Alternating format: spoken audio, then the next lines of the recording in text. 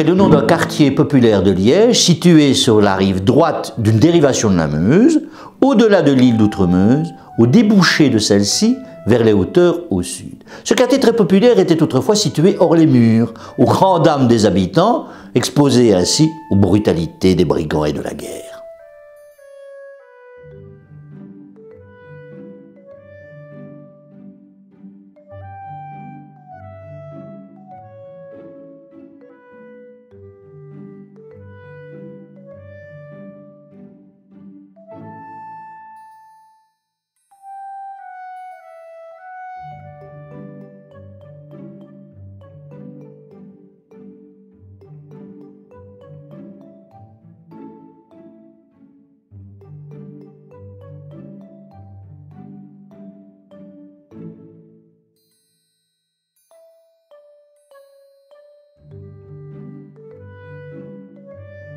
On serait tenté de trouver dans la vie difficile de ces pauvres gens l'origine du nom Amercœur. Ce qui est faux. Le nom de ce quartier vient du nom d'un professeur qui avait élu domicile dans ce faubourg. Mais je te pardonne. Mais qu'est-ce que j'ai dit de si terrible? Rien, mais je te pardonne quand même. Trop aimable. Il y avait en Amercœur un pont qui reliait le faubourg à l'île d'Outremeuse, par lequel on sortait de la ville quand on prenait le chemin de l'Allemagne. Ce pont, bien sûr, existe toujours, sans ressemblance avec celui du Moyen-Âge, lequel n'était qu'une passerelle en bois. À la Renaissance, le quartier se développa, porté par les échoppes des tisserands.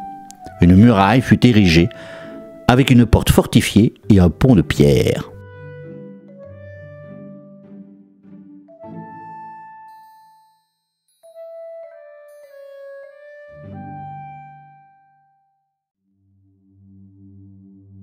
Le malheur pour l'endroit voulut qu'il fût dans l'inquiétant voisinage de la forteresse de la Chartreuse.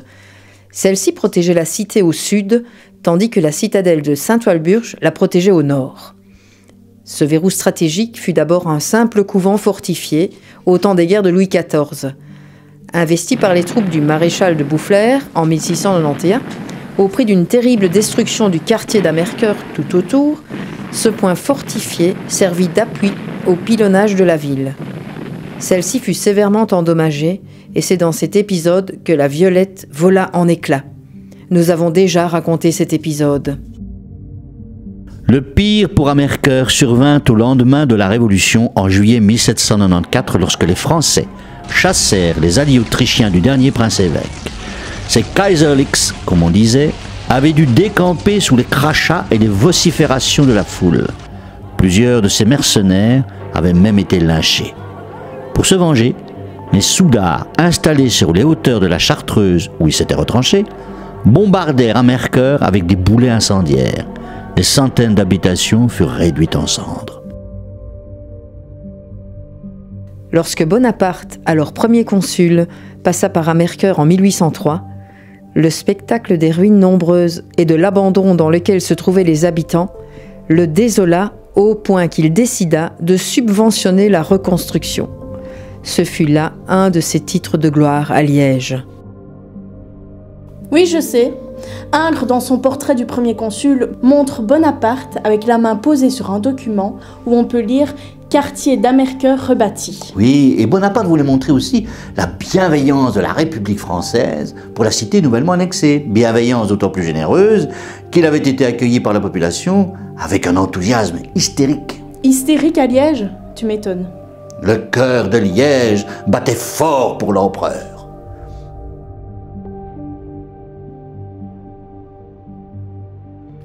Le pont d'Amercœur, plusieurs fois détruit par des crues ou par les guerres, enjambait l'Ourthe au sortir d'une porte du même nom, dans la muraille du XVIe siècle qui saturait l'île d'Outremeuse. Cette porte n'existe plus, comme on l'a dit, rasée ainsi que toutes les autres en 1846.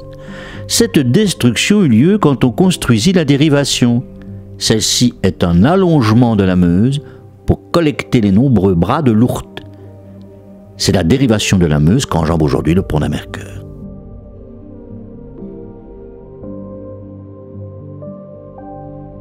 Il n'y eut pas qu'un pont d'Amercœur, mais plusieurs versions successives. Suite aux travaux de la dérivation, un premier pont moderne fut construit en 1859. Ce pont était un tablier de bois jeté sur des piles en pierre. En 1876, la société John Cockerill remplaça cette structure instable par un pont métallique, lui-même remplacé par un pont en arche en 1929.